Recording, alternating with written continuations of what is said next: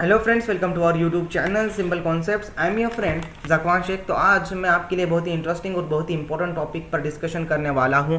ये जो वीडियो है आपके लिए बहुत ही इंपॉर्टेंट है। अगर आपने प्रीलिम्स एग्जामिनेशन 2020 जीएस पेपर 1 दिया होगा, प्रीलिम्स एग्जामिनेशन 2020 का दिया होगा, तो ये बात जानना आपके लिए बहुत ही ज़रूरी है कि क्या मिस्टेक की गई प्रीलिम्स एग्जामिनेशन 2020 में, ट्रांसलेशन में क्या गड़बड़ हो गई, हम सभी डिटेल में यहाँ पर इस वीडियो में पढ़ेंगे माय फ्रेंड। तो चलिए शुरू करते हैं।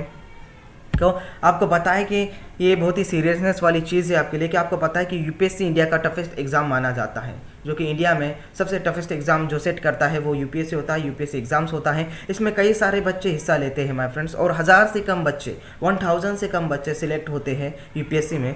तो इसी साल 10 लाख से ज़्यादा बच्चों ने यूपीएससी एग्ज़ाम्स के लिए रजिस्टर किया था, आपको सभी को पता है। तो उसी समय क्या हुआ कि 4 अक्टूबर को यूपीएससी प्रीलिम्स जीएस पेपर 1 हुआ, जो कि 9:30 और 11:30 के बीच लिया गया। हम इसका एनालिसिस भी डिटेल में किया है। अगर आपने वो पिछला वीडियो नहीं देखा होगा तो ज़रूर जाकर देखें। तो 9:30 से 11:30 के बीच लिया गया। आपको पता ही है कि माय फ्रेंड कि यूपीएससी का एग्ज़ाम अनप्रेडिक्टेबल होता है, जिसमें हम कोई भी प्रेडिक्शन नहीं लगा सकते कि कैसा एग्ज़ाम्स होगा, है ना। फिर कैसे टॉपिक पर ज़्यादा से ज़्यादा क्वेश्चन आएंगे, क्वेश्चन की डिफ़िकल्टी लेवल होगा या नहीं होगा, टफ होगा या इजी होगा, ये कहीं भी प्रेडिक्शन नहीं लगाया जा सकता, क्योंकि ऑब्वियसली इंडिया का टफेस्ट एग्जामिनेशन है। तो यहाँ पर क्या होता है ना, हम प्रेडिक्शन नहीं लगा सकते, अनप्रिडिक्टेबल एग्ज़ाम्स होता है। तो उसी में यूपीएससी ने प्रीलिम्स एग्जामिनेशन में ट्रांसलेशन में लोचा कर दिया माय फ्रेंड्स। आइए देखते हैं कि यूपीएससी ने क्या लोचा कर दिया प्रीलिम्स जीएस पेपर 1 में। तो चलिए हम देखते हैं माय फ्रेंड्स कि यूपीएससी यानी संघ लोक सेवा आयोग, जिसे हम कहते हैं union public service commission,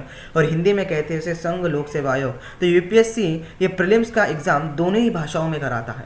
means आपके इंग्लिश भाषाओं में भी क्वेश्चंस होता है और हिंदी भाषा में भी आपका अनुवाद होता है पीछे के पेज पर। तो दोनों भाषाओं में क्या होता है ना, यूपीएससी एग्ज़ाम्स का पेपर होता है इंग्लिश और हिंदी में। तो कभी कभी इन सवालों में ट्रांसलेशन की गड़बड़ी हो जाती है, ये हम मानते हैं कि कभी कभी इन सवालों में ट्रांसलेशन की गड़बड़ी हो जाती है, जो बाद में बहुत बड़ी प्रॉब्लम्स खड़ी करती है।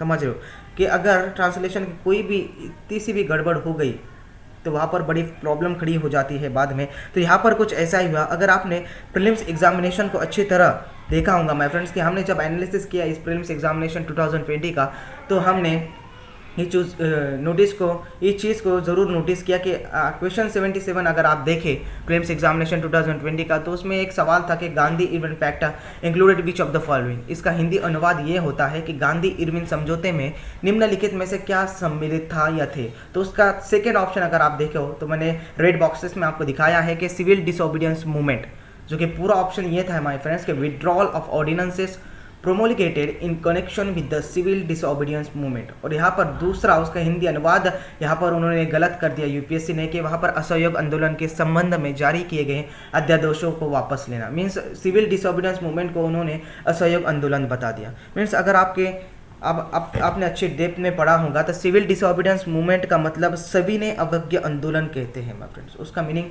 सविनय अवज्ञा आंदोलन होता है। और जहाँ तक असहयोग आंदोलन की बात की जाए कि ब्रिटिश शासित भारत में जब शासन करते थे, राज था ब्रिटिश का, तो वहाँ पर जनता ने सरकार का असहयोग बंद कर लिया था। समझ रहे हो, तो उसे कहते हैं असहयोग आंदोलन। और सविनय अवज्ञा आंदोलन किसे कहते हैं, तो सविनय अवज्ञा आंदोलन में भारतीय जनता ने जानबूझकर ब्रिटिशों द्वारा बनाए गए नियमों को तोड़ रहा था। समझ रहे हो, उसे कहते हैं सिविल डिसोबीडियंस लॉ। तो इसमें अगर देखिए आप कंपैरिजन करके तो यहाँ पर ज़मीन आसमान का फ़र्क नज़र आता है, बहुत ही लार्ज डिफरेंस है इन दोनों के बीच में। तो अगर क्वेश्चन के ट्रांसलेशन में किसी तरह की कोई गलती आती है, एक यूपीएससी का नोटिफिकेशंस के द्वारा ये रूल है माय फ्रेंड्स कि अगर क्वेश्चन के ट्रांसलेशन के में किसी भी तरह की कोई गलती आती है तो इंग्लिश वाला क्वेश्चन का आंसर सही माना जाएगा। समझ रहे हो कि इंग्लिश वाला जो भी क्वेश्चन होगा तो वो सही माना जाएगा। ऐसा ही नियम एसएससी और दूसरे एग्ज़ाम्स में भी होता है।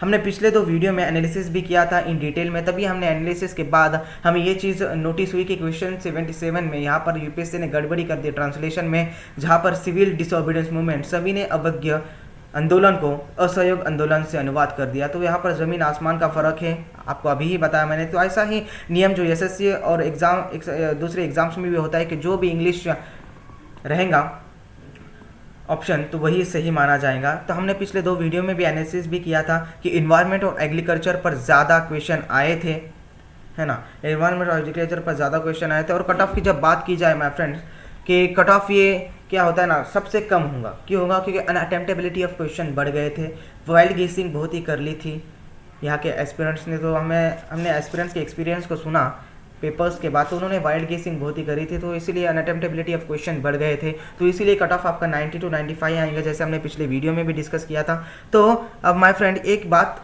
बहुत इंपॉर्टेंट है आपके लिए कि हर 3-4 सालों के बाद जो यूपीएससी का क्वेश्चन पेपर फॉर्मेट होता है वो चेंज होता है। जिसको ये समझ आया, जिस एस्पिरेंट्स को ये समझ आया, जो यूपीएससी का प्रिपरेशन कर रहा है, जिस एस्पिरेंट्स को ये समझ आया ना माय फ्रेंड्स, तो उसकी नैया तो पार लग गई, उसको सब समझ में आ गया, तो वो फर्स्ट अटेम्प्ट में ही पास हो जाता है। तो हर एक 3-4 साल बाद ये बात ध्यान में रखना है आपको, हर एक 3-4 साल बाद यूपीएससी का फॉर्मेट चेंज होता है। अगर आपको इन डेप्थ में स्टडी करना है, अच्छे से स्टडी करना है, तो आखिर में मैं यही बोलना चाहूँगा माय फ्रेंड कि कंसिस्टेंसी बनाए रखें, डेप्थ में स्टडी करें, हर एक कंसेप्ट के थ्रू जाएँ। कंसेप्चुअल क्वेश्चंस ज़्यादा पूछे गए जा रहे हैं अभी यूपीएससी में, अगले साल भी बिगिनर्स लेवल भी हाई हो सकता है, कोई भी प्रिडिक्शन नहीं लगाया जा सकता, अनप्रिडिक्टेबल ये एग्ज़ाम्स होता है। तो यहाँ पर मैं आपको फिर से बताता हूँ कि ये क्वेश्चन में गड़बड़ी की गई थी आपके प्रीलिम्स 2020 के एग्जामिनेशन में। Question number 77 the Gandhi Irwin pact में आपको देखने को मिलेगा, आप देख सकते हैं। तो जिसे सिविल डिसोबीडियंस मूवमेंट को असहयोग आंदोलन बताया गया था, जिसमें दोनों में ज़मीन आसमान का फ़र्क है। तो माय फ्रेंड्स, और इसी के साथ मैं यही बोलना चाहूँगा लास्ट में कि कंसिस्टेंसी आपके लिए बहुत ही ज़रूरी है। एग्ज़ाम्स को अगर आपको क्रैक करना है तो कंसिस्टेंसी बहुत ज़रूरी है। अनप्रेडिक्टेबल एग्ज़ाम्स होता है और कंसेप्चुअल क्वेश्चंस इसमें बहुत ज़्यादा आते हैं। तो इसी के साथ अगर आपको हमारे वीडियो पसंद आया हो तो ज़रूर लाइक करें और सब्सक्राइब करें हमारा चैनल, जिसकी वजह से आपको हर एक नए वीडियोज़ की नोटिफिकेशन मिल जाएंगे। और माय फ्रेंड्स के अनअकैडमी के सब्सक्रिप्शन ज़रूर खरीदें और सब्सक्रिप्शन खरीदने के वक्त हमारा प्रोमो कोड ज़रूर यूज़ करें। हमारा प्रोमो कोड है SIMPLE20 SIMPLE20। ये हमारा SIMPLE20 ये प्रोमो कोड है। अगर आप ये प्रोमो कोड यूज़ करते हो किसी भी सब्सक्रिप्शन पर अनअकैडमी के, तो आपको 10% इमीडिएटली एक्स्ट्रा मिल जाएगा। और आप हमारे टेलीग्राम चैनल को भी ज्वाइन कर सकते हैं, जो कि डिस्क्रिप्शन में लिंक दी गई है। तो माय फ्रेंड्स, हम अगले वीडियो में फिर से मिलेंगे एक नए इंटरेस्टिंग टॉपिक के साथ। तब तक के लिए stay home, stay safe. Thank you friends, thank you very much.